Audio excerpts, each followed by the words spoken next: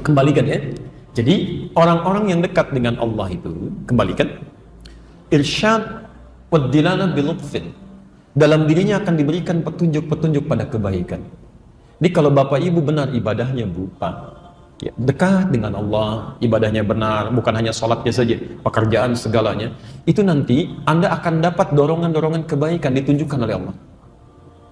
Maaf ya, bahkan dalam yang santainya pun, Anda santai ingin duduk, tiba-tiba buka TV, tek, nggak baik, itu akan seketika pindahkan. Ini bukan untuk kamu. Yang baik untuk yang baik, jelek untuk yang jelek, itu nggak tepat.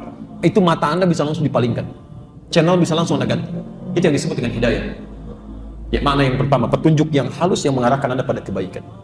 Anda mau belanja, lihat sesuatu yang diharamkan oleh Allah, nggak akan mikir lagi, sudah pindahkan, selesai. Ya. Anda mau baca sesuatu, lihat tayangan gambar yang tidak bagus, Anda akan pindahkan, nggak ada, dan nggak akan mikir. Oh, pandangan pertama masih ada kebaikan, selanjutnya itu yang dilarang. Nggak akan. Begitu lihat videotron nggak bagus, pindahkan, selesai, sampaikan, itu haram hukumnya, selesai. Jadi kalau Anda misalnya dekat dengan Allah, ibadahnya betul, itu akan ada selalu itu dorongan-dorongan begitu. Ya. Akan ada selalu. Ya. Baik, ini petunjuk. Petunjuk. Ya, disampaikan betul oleh Nabi SAW, termasuk isyarat-isyarat di Quran. Ya. Mohon izin ya, apalagi orang-orang yang rajin tahajud. Saya berikan nasihat untuk saya pribadi dan kita semua, selama kita masih mampu, jangan tinggalkan tahajud. Tahajud itu diantara ibadah sunnah, tapi manfaatnya luar biasa. Di antara manfaat yang paling istimewa, itu bisa menghadirkan kedekatan dengan Allah sampai menunjukkan kepada Anda, begini cara mengawalinya, begini keluar dari persoalan. Kalau Anda disakiti, langsung pertolongan Allah datang, tanpa perantara. Itu ada di Quran surah ke-17, ayat 79 sampai 81. وَمِنَ اللَّيْلِ فَتَهَجَّدْ بِهِ نَافِلَةً لَكَ عَسَىٰ أَن يَبْعَثَكَ رَبُّكَ مَقَامًا مَحْمُودًا. Anda rajin tahajud, dekat dengan Allah, maka Allah akan angkat derajat Anda di tempat yang terbaik. وَقُلْ رَبِّ أَدْخِلْنِي مُدْخَلَ صِدْقٍ. Kemudian Anda akan dibimbing bagaimana mengawali pekerjaan dengan benar. Dengan benar, ya. Anak Anda mau belajar, misalnya sulit mendapatkan sesuatu, ada orang tua yang memohon-mohon dengan cara yang tidak benar, ada yang ngasih hadiah, ngasih uang macam-macam, Anda tidak akan diberikan jalan. Anda promosi jabatan, kadang-kadang caranya tidak benar, mesti bayar begini, mesti melobi begini. Anda ahli tahajud tidak akan seperti itu, gak akan terfikir. Allah yang punya rezeki, Allah punya kedudukan, Anda akan diarahkan, gini caranya, gini jalan keluarnya.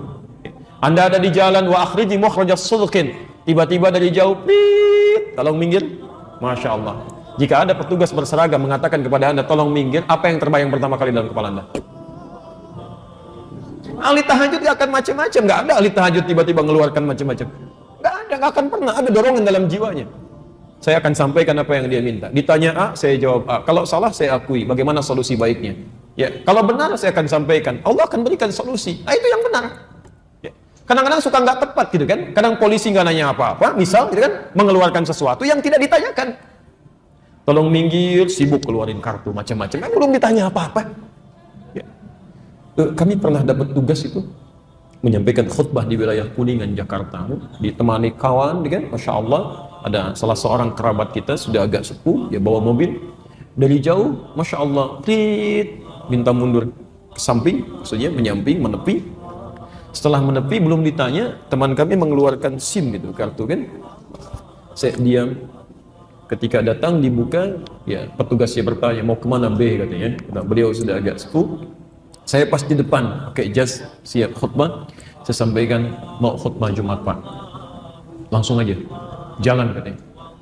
Ketika jalan itu saya sampaikan, Pak, kalau kita mau menjawab, jawab sesuai pertanyaan. Polisi tidak bertanya kepada Bapak, coba kartunya mana. Cuma menanyakan mau kemana. Pertanyaan mau kemana, jawab dengan tujuan, bukan dengan kartu. Kadang-kadang suka salah tuh. Ya. Selamat pagi Pak, keluarkan kartu, nggak nyambung. Ya selamat pagi ya jawab selamat pagi. Kalau Anda muslim selamat pagi, Assalamualaikum Pak, selesai. Ya ditanya kalau Anda salah, akui, minta maaf, selesai. Kalau Anda benar, sampaikan. Masih banyak orang-orang baik dalam kehidupan ini. Kami ngajar di Mabes, di Polda, itu orang-orang baik itu luar biasa, Masya Allah. Ya, yang taklim, yang segala itu, Masya Allah. Ya. Jangan diarahkan orang baik ini, diberi peluang pada yang buruk, itu keliru. Jelas ya? Nah itulah yang pertama, al-irsyad wa dilalah bil lutfin.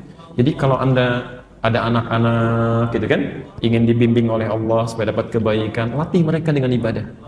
sholatnya dekatkan dengan Allah, di rumah tangga ingin ada petunjuk, itu tidak mudah itu. Tidak mudah. Ya. Dan setan rumah tangga itu sangat berbahaya.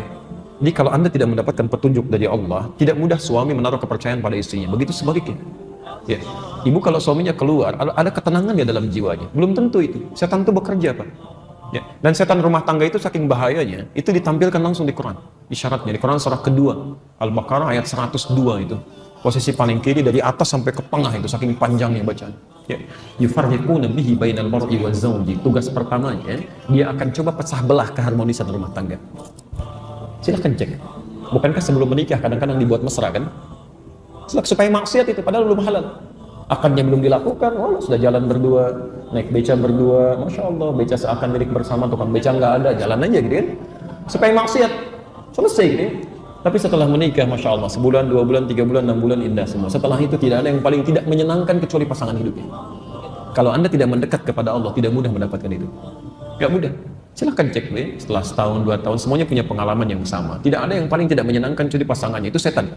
Yufarriquna bihi bainal mar'i wa zawji. Dia akan pecah belah keharmonisan rumah tangga itu supaya terpisah. Ya. Silahkan cek. Mah, papa ke kantor dulu ya. Ya udah hati-hati. Ya udah hati-hati. Suami orang ke kantor, Pak. Masya Allah. Sama. Ya. Perempuan juga begitu. Pak, ke depan dulu ya. Nganter. Ya udah hati-hati. Masya Allah. Ya istri orang nganter Bu. Bisa lain. Ya. Jadi suasana sudah berbeda gitu ya. Nah itu dasim itu. Nanti kita pelajari setelah sampai ke situ ya. Baik, jelas ya? Jelas. Nah, maksud saya, kalau Anda dalam kehidupan sehari-hari belum mendapatkan bimbingan ini, berarti ibadah Anda kurang. Kurang gitu. Ya. Mohon maaf, malam-malam sudah didorong untuk tahajud tapi masih berat. Tapi kalau bola cepat bangun, berarti ada yang kurang. Ibu sama, zakat mal belum direncanakan, zakat mal udah dihitung-hitung. Itu sama, ada yang kurang. Ada yang belum maksimal, ada yang belum maksimal di sini. Belum maksimal. Seharusnya orang yang mengucapkan gini ya, kalau Anda mengucapkan sekali masih lupa itu wajar. 2 kali lupa wajar. 3 kali minta wajar. 17 kali paling minimal Anda ucapkan. Ihdinas siratal mustaqim, ihdinas siratal mustaqim. 17 kali dalam sehari. Masa nggak dapat? Harusnya ada gitu kan?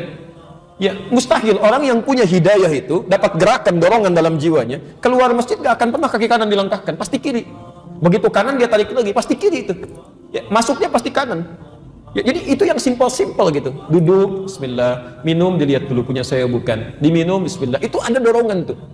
Kalau Anda sudah mendapatkan itu, pertahankan. Itu kenikmatan. Kenikmatan. Dan nanti tingkatan godaannya semakin tinggi lagi. Ya.